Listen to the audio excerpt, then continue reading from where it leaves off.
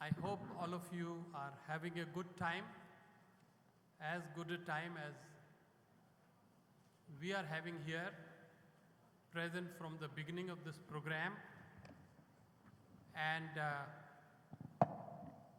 I would like really to address myself to all of you, in particular Sabyasachi Datta, Executive Director, ASCON, Melinda, Pavek, US Consul-General, our distinguished panelists here,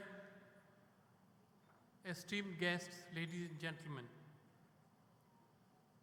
We have had 3 outstanding speeches today at the inaugural session, and they must have stirred up our curiosity about what this event is all about. And this whole question of looking at the Indo-Pacific through the lens of culture. And if there was any doubt left about the basic rationale of this conference, I think the cultural performance this morning was so uplifting that it is a very suitable occasion for us now to begin an in-depth conversation. Now, the only reason I have moved from that chair to here is because a lot of stuff lying there on the small red table, small table, and I thought I'll just make very brief remarks because I regard this as my responsibility to introduce the specific session of this theme. The theme is Cultural Threats of the Indo-Pacific.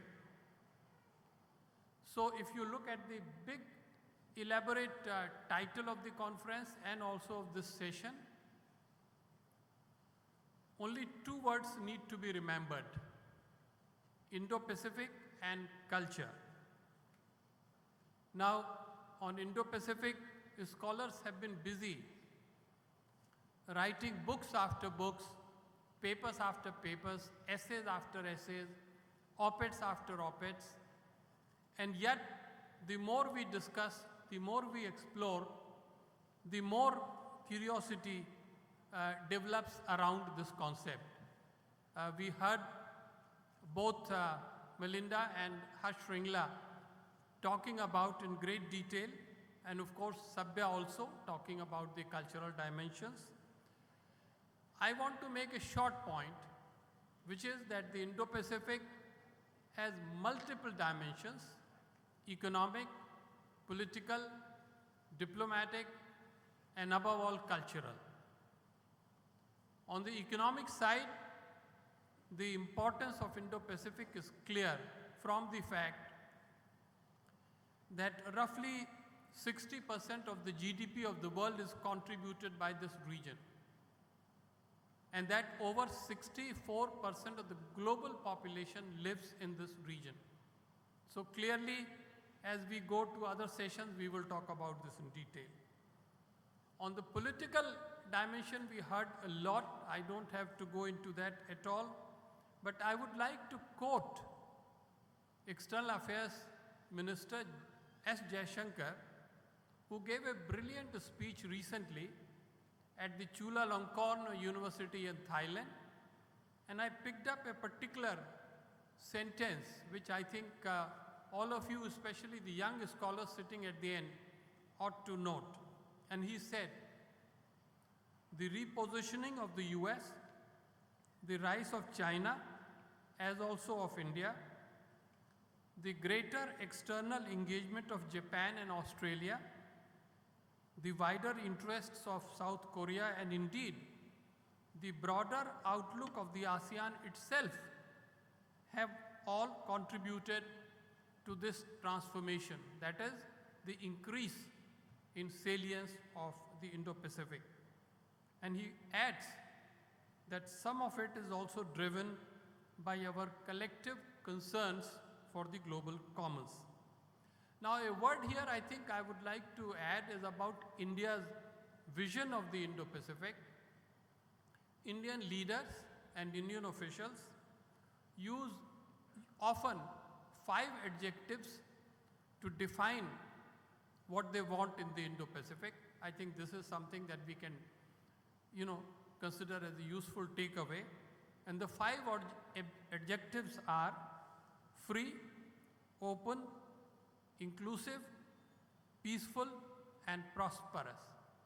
They have a very strong resonance to what Melinda earlier described as she was talking about their view of the Indo-Pacific. I won't go beyond this, except now to focus on the cultural dimensions.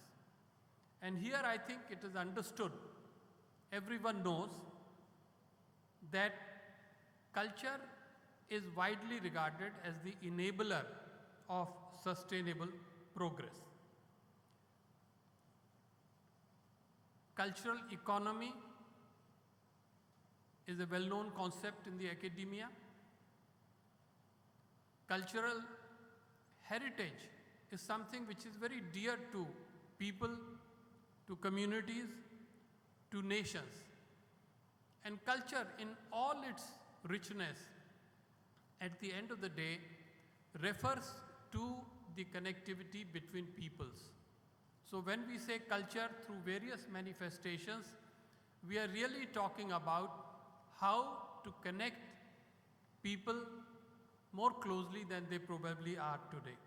And this is where I come to my last point.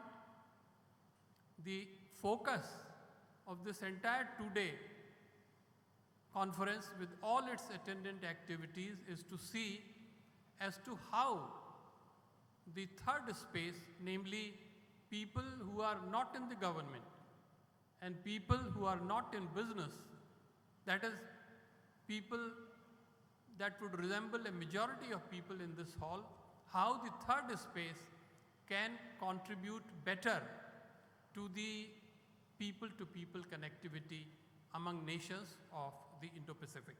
So this is, we bring in the concept of cultural threads, and our intention is really to first, in the first phase, hold an informed conversation among the experts who are seated here before you, and then we will involve all of you, and we will try to finish this by 12 o'clock. Let me introduce the expert panel here. You already, all of you know Melinda Pavek, Consul-General of the United States of America. You have already heard her views, and I think we will have a lot to discuss with her. We have Nakagawa Koichi, Consul-General of Japan, and it's wonderful to have him here.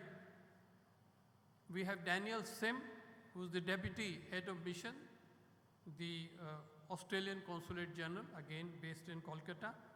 And we also have Minakshi Mishra, who is Director and Zonal Head East of the Indian Council of Cultural Relations. So at this stage, I will now go to my chair and begin a conversation involving the expert panel for the next about 20-25 minutes. Thank you.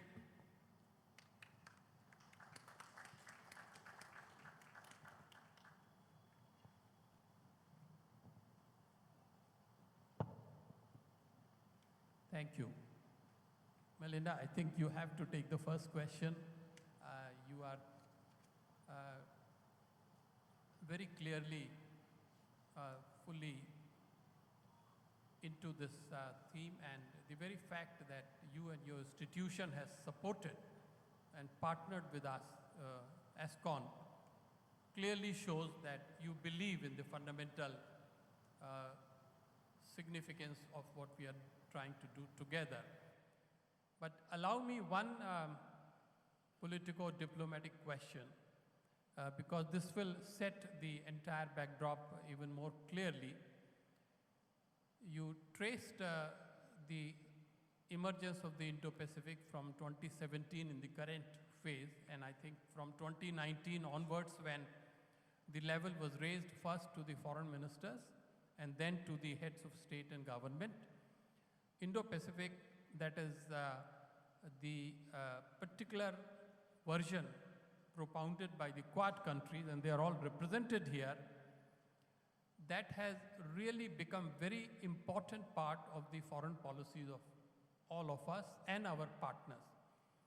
So in that sense, there are two questions. Do you feel that there is a kind of consensus among the 4 countries of the Quad on the geographical definition of the Indo-Pacific?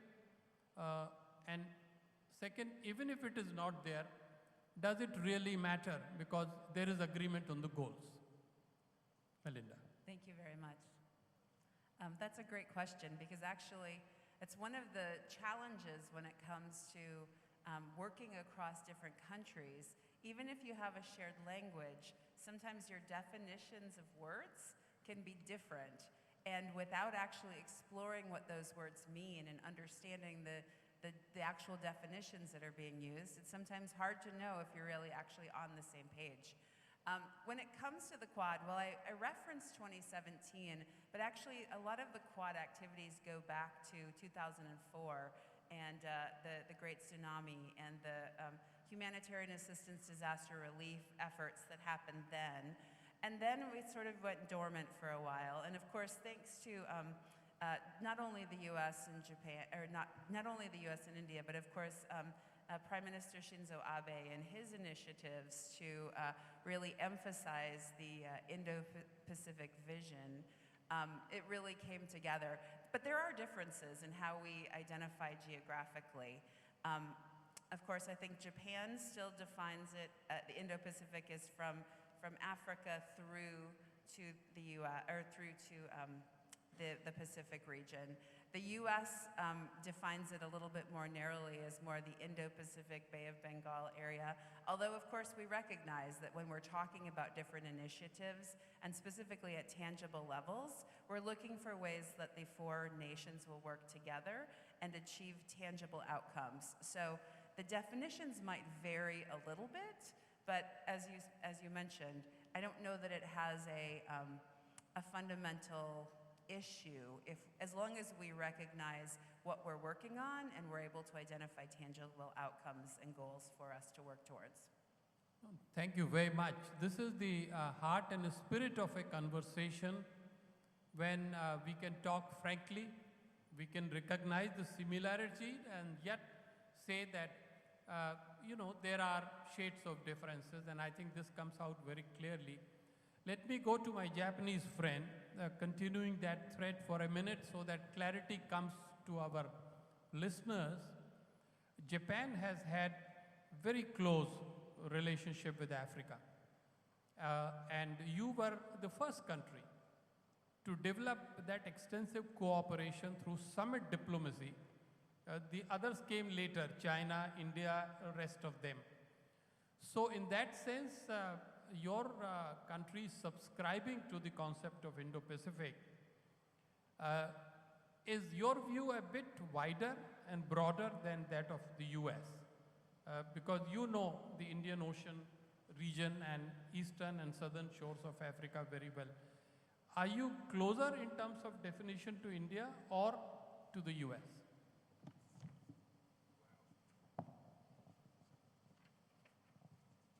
Well, I think it's very close with India and the US. And we're actually, you are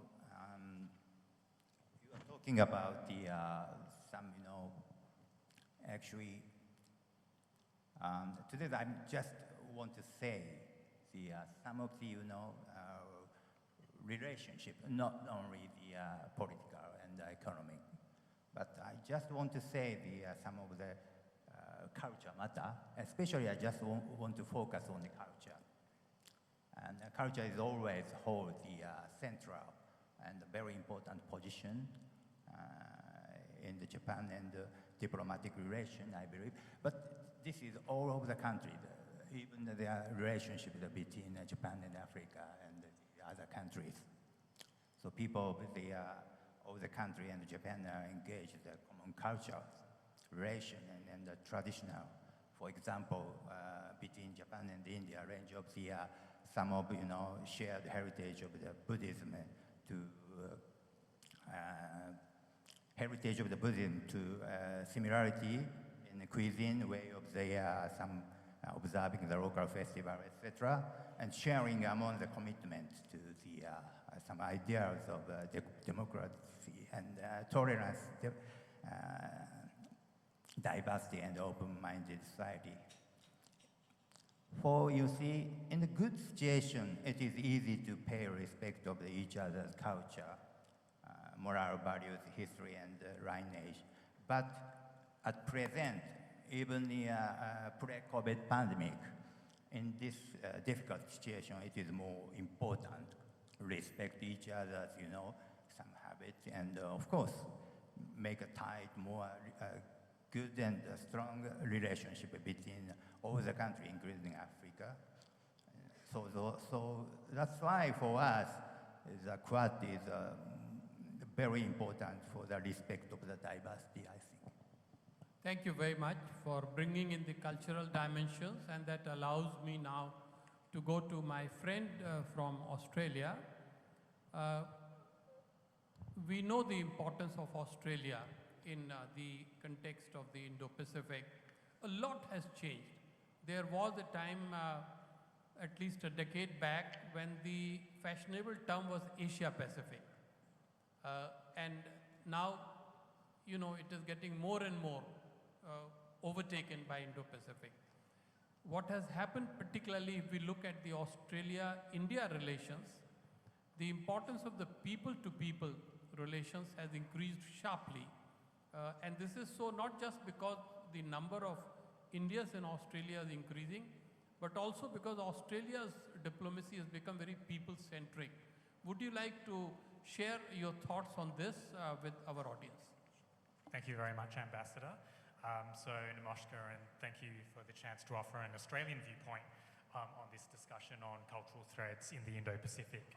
So, most of you would know that Australia is a modern, diverse, multicultural society of 25 million, and we're home to people of more than 270 different ancestries, and we share common ground with the world through the fact that half of all Australians were born overseas or have a parent who was born overseas. And in terms of your question, you mentioned people born in India are the second largest overseas born group in Australia, and the Indian diaspora is the fastest growing in Australia, and there are over 975,000 people of Indian descent who claimed Indian ancestry in the 2021 Australian census. So that provides a very good framing, I think, for what you've just said about the importance of our neighbours and people from all around the Indo-Pacific who are part of Australia, and thus who we need to represent and express as part of our foreign policy and our engagement around the world. And Australia's Foreign Minister Penny Wong, who was born in Malaysia, is one of the 1 million Australians who are from Southeast Asia. And she said in a recent speech that at its core, foreign policy is an expression of national values, national identity, and national interests. So foreign policy and our diplomacy starts with who we are. And part of the Australian story, I think, which also needs to be shared more widely, is Australia's Indigenous heritage of our First Nations people. And they have 60,000 years of spiritual and continuing connection to country. And they are indeed our first traders and diplomats with our Indonesian and Pacific Island neighbours.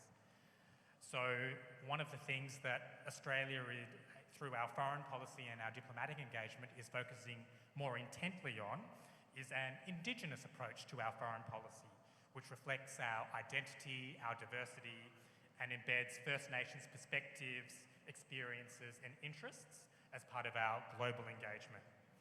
And so let me just go into a couple of aspects of that. The first one is that we're shortly about to appoint our first ambassador for First Nations people, who'll harness the expertise and knowledge of our Aboriginal and Torres Strait Islander people to inform and enhance Australia's engagement in the Indo-Pacific. And this will include drawing on their knowledge and expertise and practices of sustainable land and oceans management, which will help inform our climate diplomacy and how we should better live, coexist within our environment. And of course, we'll also continue to showcase the rich array and expression of our Indigenous arts and culture and music as well. So one of the things that we'll be doing here in Kolkata that I'm really proud to be able to do, I guess actually announce publicly for the first time today, is that we're sponsoring an Australian Indigenous textiles exhibition called Jaratrawa, Dry Season Wind. And this will show at the Indian Museum from mid-December. So it's a textile exhibition by women artists from the Barbara Women's Centre in a remote part of the Northern Territory of Australia. And they've created over 70 screen print designs, many of which will be showing at the Indian Museum. And this is one of the oldest continuously operating Indigenous textiles exhibitions and enterprises that runs in Australia, run by women and for women. And we'll also be bringing two of the textile artists from the Northern Territory to Kolkata in January. And they'll also be visiting some Indian textile artists in West Bengal, in the Sundarbans, in Shantiniketan, and also in Bihar, in Gaya and Muzaffarpur, who are also, there are some amazing communities there which we've been able to visit, who are amazing textile artists. And as you know, every village in India, I think, has textiles artists which have a different specialization and craft. So we're really glad to be able to have that cultural exchange later this year. I'll leave it at that for the moment, Ambassador. Thank you very much. You know, as I listened to you, my mind went back to 1980s when I used to serve in Jakarta as Deputy Ambassador. And every time Australia-Indonesia relations will come under stress, suddenly we will see in the Indonesian media the debate whether Australia is an Asian country. All that has changed. And dear friends, note today that Australian diplomatic representation here has an Asian face. And that is the change. Today, Australia can talk very candidly about the cultural dimension. Thank you very much. Mrs. Mishra, I come to you. You represent the Indian Council of Cultural Relations, the cultural arm of the Ministry of External Affairs. We all have, in one fashion or the other, worked with your esteemed organization. You are heading the office here in Kolkata. So can you please tell us what is your main thrust? Are you promoting Indian culture to Indians, or are you serving as a bridge between foreign cultural troops and the Indian artists as well? Namaskar, good morning everybody. Well, I have just joined here just 3-4 months back as the zonal head. And whatever I'll say, this is from my experience. We have been, ICCR is involved in promoting culture. It is not only India's culture abroad, as this is a soft power diplomacy. And also we are encouraging the cultural troops from other countries to come to India and give their performances. In fact, from 23rd of this month, just day after, we are having 3 days Russian festival in India, which has already started in Delhi. And Kolkata is hosting the program from 23rd to 25th. So 91 member delegations from Russia is visiting India. So likewise, we have been involved in Pacific countries, as the main theme, like the Indo-Pacific, as it suggested, the fluidity should be there. So it is not the land which has borders, but it's the oceans which is fluid. So through these exchanges, by sharing our culture, our values, we can really have the cooperation. Thank you. Thank you very much. This is very clear. We'll make one more round with the panel and then we are coming to you.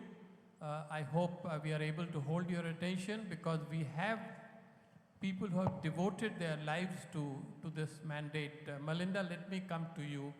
I really want to ask 2 questions so that one is, in your view, what is the importance of culture in diplomacy? Or what is the importance of cultural diplomacy? Because I think that is very central to what perhaps America does in India and in other countries as well. And the second related question really is, you are representing the US to a large part of India. You spoke earlier about your work and collaboration with the northeastern states. You are obviously looking at the eastern region of India as well. So this particular geographical region of India, how important it is in the overall concept of Indo-Pacific? Thank you very much, Ambassador. I think your first question about the importance of cultural diplomacy is is critical to the discussions that we're going to have today, and it's also been touched on by my fellow colleagues on the panel, in that diplomacy is all about connections between governments, but it's also about connections between peoples. And we make connections between peoples first as diplomats, and then we're able to advance the interests of our nations. And so I think one of the ways that we emphasize, the United States emphasizes cultural diplomacy is by making sure that the 4 million strong Indian diaspora in the United States are, the activities that they're doing to contribute to the diversity of the United States is amplified and also encouraged. We do things that we might call culture, but they also fit very much into business and education and all other realms, which is really just the act of people moving back and forth across borders so that they can develop relationships, so that they can fuse their ideas with the ideas of other people and therefore create innovations. And so I think that's a fundamental component of what diplomacy is all about, so that we can then advance our interests together. Your second question was specifically, oh goodness, I've forgotten. Essentially what I'm trying to ask is how the US is looking at the eastern part of India and the northeast where you are taking so much interest in the overall Indo-Pacific context. Thank you very much. And of course, geographically, when you look at the northeastern region, it's a very important connection point historically, and I think part of what we've been looking at doing is making sure that those historical connections are rebuilt, whether it's through inland waterways infrastructure development, whether it is through supply chains that used to exist and now can be rekindled in order to make our global supply chains more resilient again. We also recognize that economic vulnerability leads to other vulnerability. And so we work to raise awareness of trafficking in persons and trafficking of other things illegally across borders, and how that can undermine a society, especially one that's reliant on positive governance and rule of law. And so anywhere that there are illegal activities occurring, rule of law needs to be strengthened in order to support safety and security and therefore reduce economic vulnerability.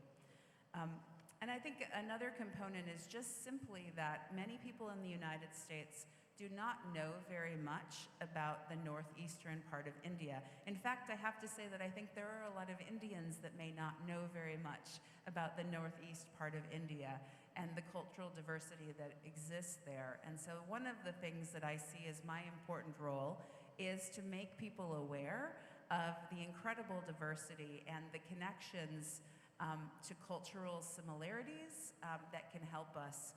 For example, as Daniel talked about the Indigenous First Nation peoples of Australia, of course the United States is also a location of Native Americans, and it's a very important part of our culture. And so one of the things that I've enjoyed seeing is the similarities between the textiles and the weaving and the other arts and crafts and sports between the cultures of the Northeast and the United States. And so I think it's very interesting to understand whether those cultural activities evolved similarly because we are all human beings, and therefore human beings create similar stories when we create societies, or if there are fundamental historical connections where the fusions, therefore, naturally spread. And I think that's something that, as we know each other better, we can explore those questions.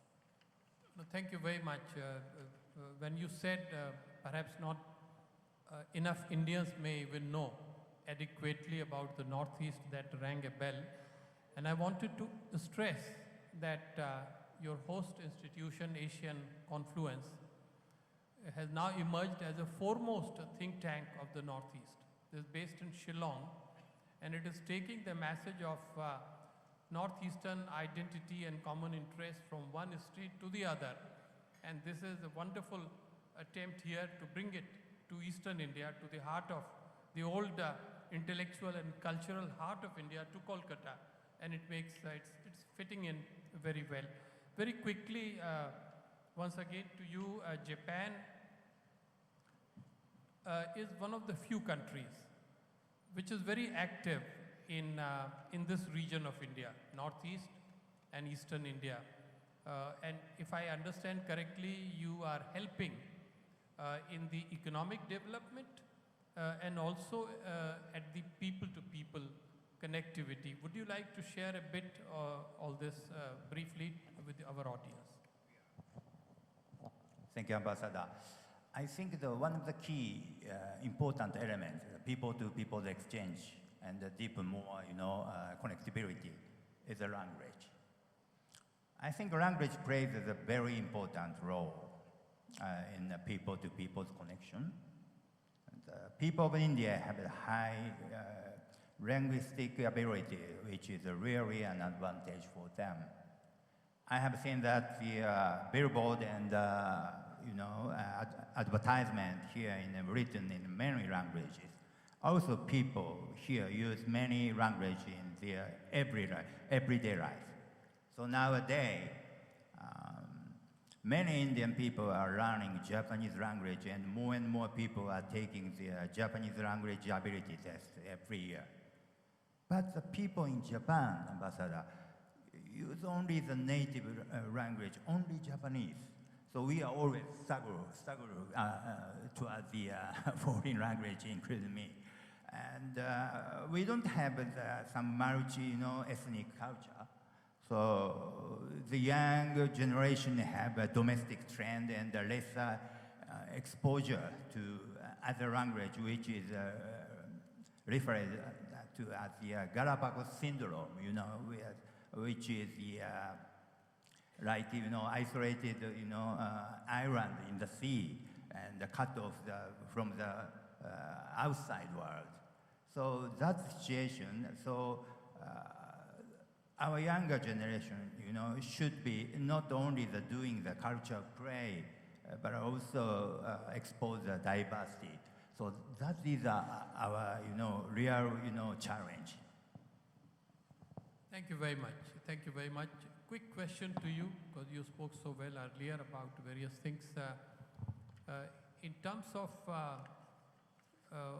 Australia situated at one end of the Indo-Pacific, and clearly, like any other country, your immediate interest probably has to be South Pacific, around Australia, New Zealand, South Pacific.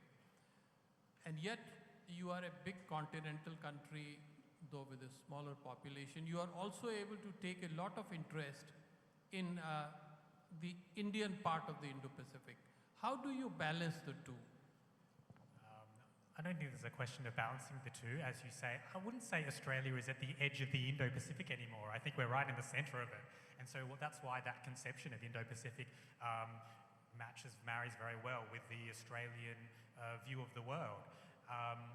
In terms of, yes, I think there's a strong focus amongst our government officials, but also our community about engagement with our Pacific neighbours, but also at the ASEAN meetings with our ASEAN neighbours, and at the ASEAN set of meetings that just happened. I mean, it was ASEAN, APEC and G20. It was all in this part of the world, and our Prime Minister was our lead representative there. So we've got a strong focus on our engagement with Southeast Asia. And as you say, with the Comprehensive Strategic Partnership that Australia and India signed last year, India has over the past few years become a more important partner for Australia. And part of that engagement in eastern India involves the Bay of Bengal, but also the east and the northeastern states. And then more generally, we've got now very strong defence engagement in the Bay of Bengal as well as with Western Naval Command, so on both wings, as well as our leaders and strategic level engagement, and then the Australia-India Economic Cooperation and Trade Agreement, which was signed earlier this year and will soon enter into force. And so that'll be one of the most ambitious free trade agreements that India has with any country in the world. And the fact that they chose Australia, I think, shows that increasing trust between our two countries and our two economies, and that India sees Australia as a very valuable partner in the Indo-Pacific, and certainly we do it's vice versa as well. So I think it's not a matter of balancing, because India, our Southeast Asian neighbours, our Pacific neighbours are all extremely important to our Indo-Pacific engagement, and there's a lot of interchange and interconnection between all those countries, because as you've heard at the COP in Egypt, at all these conferences of the G20, the EAS, ASEAN, we're sort of all working hopefully towards a more peaceful and prosperous Indo-Pacific. So we've all got a lot of our countries, and definitely the countries here on stage, have those similar interests at heart. Thank you very much. That question was partially designed to provoke you so that the audience remains awake. I would like to take this opportunity to pay a deep tribute to the Australian think tanks and scholars who have been in the forefront to decipher and promote the concept of Indo-Pacific. And again, young scholars sitting at the back, those who may be future PhDs on Indo-Pacific, you simply cannot proceed this work without reading some of the finest scholars from Australia on this subject. Mr. Mishra, very quickly and very briefly, you referred to a Russian delegation. Some of us think that Russia also in a way is an Indo-Pacific country, but others don't think so. But my question is, do you have plans, as you have now taken over recently here, to invite dance troupes and artists from the neighboring countries, South Asia or Southeast Asia, in your future program? Yes, sir. That is being all organized. Inviting the cultural troops from other countries is it's primarily done by the headquarter. So then it is decided by ICCR headquarter in Delhi. Then the plans, then it is divided whether it is going to Mumbai, Kolkata, to different zones. So accordingly we organize the show. I must take this opportunity to give a plug to the ICCR. I think in this cultural city, all of you know this organization, but we know very well in India, in all of India, and in all the other foreign capitals where Indian ICCR centers are present. I think they are doing a wonderful job in terms of promoting often foreign cultural troops in India, and of course Indian arts and culture abroad all across the world. So that is wonderful. At this stage, may I now invite brief questions or even observations, because I'm not here as a headmaster, I'm here only as a chair or moderator. So questions or observations are welcome from the floor. We can take maybe 3 in the first round. And the only ground rule is please identify yourself and speak a bit loudly so that your voice reaches us. Thank you. Shall I make it first, or I do not know? Hello, gentlemen. Hello. He stood first question. Okay. So I am Dr. S.B. Chakraborty, General Secretary of the Asiatic Society, Kolkata, which is the oldest institution, not only in this country, in the whole of the continent, which was founded in 1784 by Sir William Jones. But that is beside the story now. At the moment sitting through this session, an issue haunted me, I'm not sure whether I could follow it properly, but it seems the culture has taken a center stage, the focal point in this conversation. If that be the so, why then we call it soft diplomacy? This should be ideally the most powerful diplomacy in the sense of its pure term, and strategically some kind of involvement should be there across, and also plan very consciously of certain programs which can percolate down to all levels, because after all, it is culture that brings us together. For example, if one Tagore could hold the entire globe at one stage of this evolution, why can't others follow? Of course, there are lot many examples, but I end with repeating that if this is the most powerful integrational factor, we should not call it soft diplomacy. It should be the most powerful diplomacy. Thank you so much. Thank you very much. Thank you very much. I think you certainly are helping diplomats to learn new vocabulary, because we have heard about soft power, and this is the first time, at least for me, I'm hearing soft diplomacy. But we'll talk about it, and I'm sure I'll request Melinda to come back and answer that. But second question? Hello. Hi, I am Joydeep Ghosh. Okay. I am Joydeep Ghosh. Warm congratulations.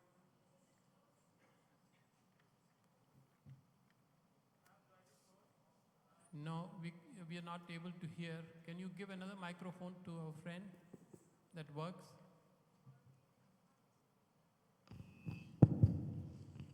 Thank you so much. I am Joydeep Ghosh from Barakpur. Warm congratulations to everyone on Indo-Pacific Confluence, Asian Confluence it is. And I think once President Barack Obama said in New Delhi, बड़े बड़े देशों में बुरे बुरे काम होता है, and then senorita, then President Donald Trump also came at Motera Stadium, Narendra Modi Stadium in Gujarat, and also I think President Joe Biden will come definitely in 2023. So my question is to Melinda Pavek, ma'am, is what are the diplomacy going on through ISRO and NASA in cyberspace security and cyberspace things? You've really taken it well beyond the domain of culture, but we will respect your right and we'll see whether we can answer that. One more question from the audience, please. You can imagine I can't see from here, but I'm beginning to see somebody's got the microphone. Okay. So,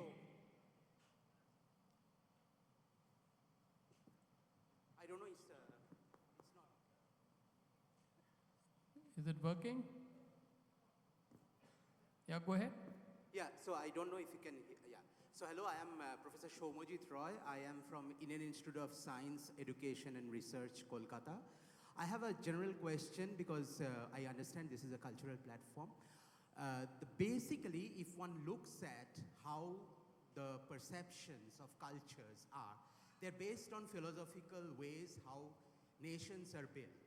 Now, the Western civilization, for instance, is built, or in that sense, the Indian civilization as well, is built on a thought process which is essentially based on knowledge and which is kind of male-dominated in a way that is very different from the Far Eastern philosophy, where it is more the philosophy of water, the philosophy of females.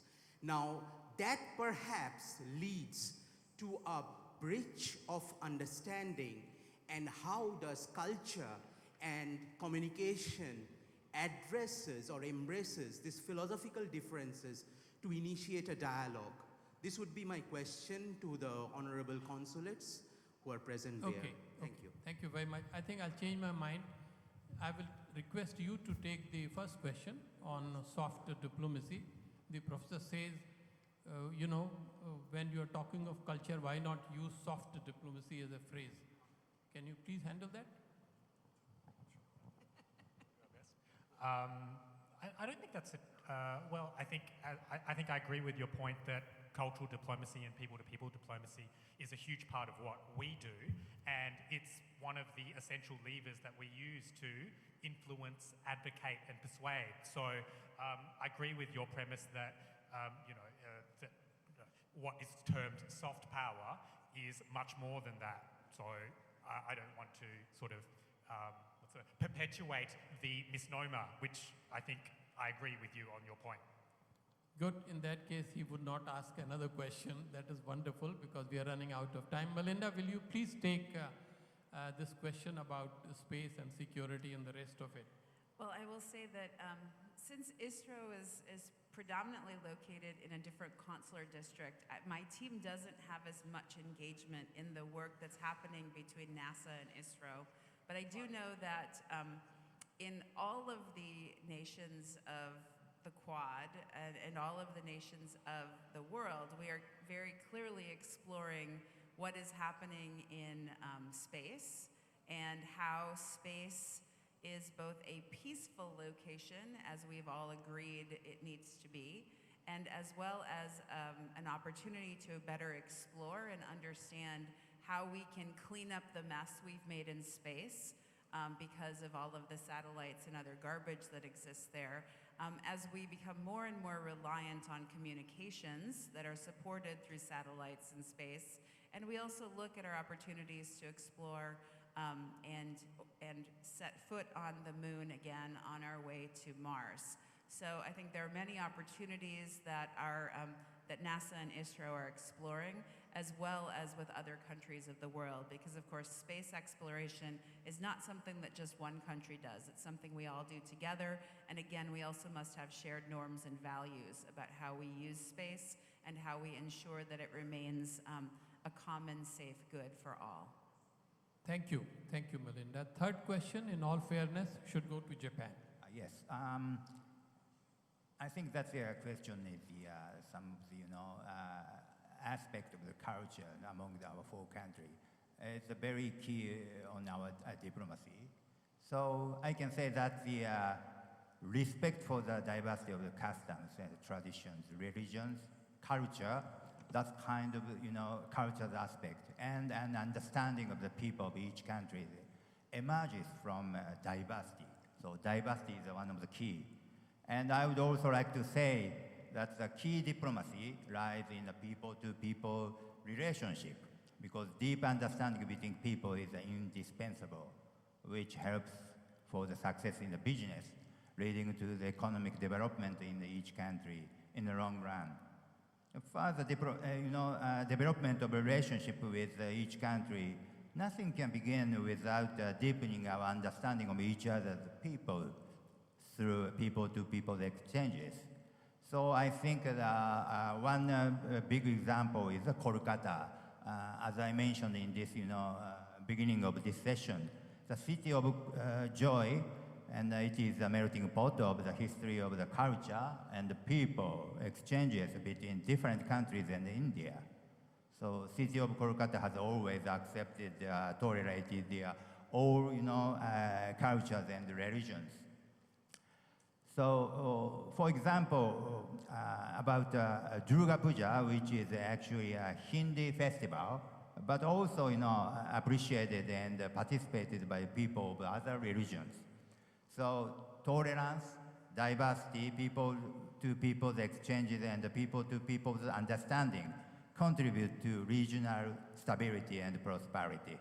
I think that peace and prosperity prevails not only from the sharing existing ideologies and values, but also from the grassroots level of exchanges.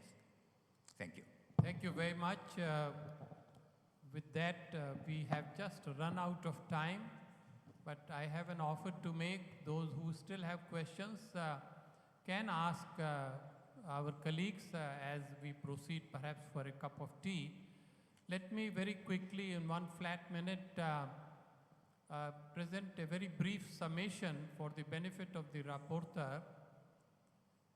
What came out very clearly is that the concept of Indo-Pacific is here to stay.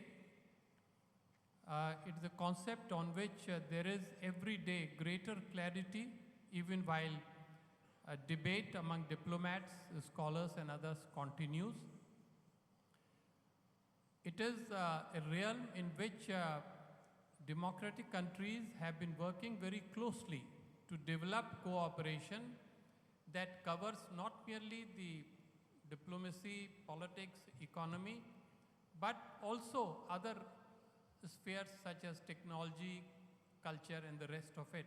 This is a very positive sign. Further, I think what came out very clearly from our dialogue is that as compared to the political and economic dimensions, the cultural dimensions need further exploration, and bigger limelight needs to be placed on that. This particular event and this particular session were designed to be steps in that direction. We are not talking of uniformity in the Indo-Pacific. We are talking of unity in diversity in all its manifestations, this region. And as my colleagues brought it out very clearly, there is importance of cultural diplomacy. There is great significance of the proper use of soft power. And above all, there is a tremendous need to develop people-to-people relationships and thereby build and strengthen what we at Asian Confluence call the third space.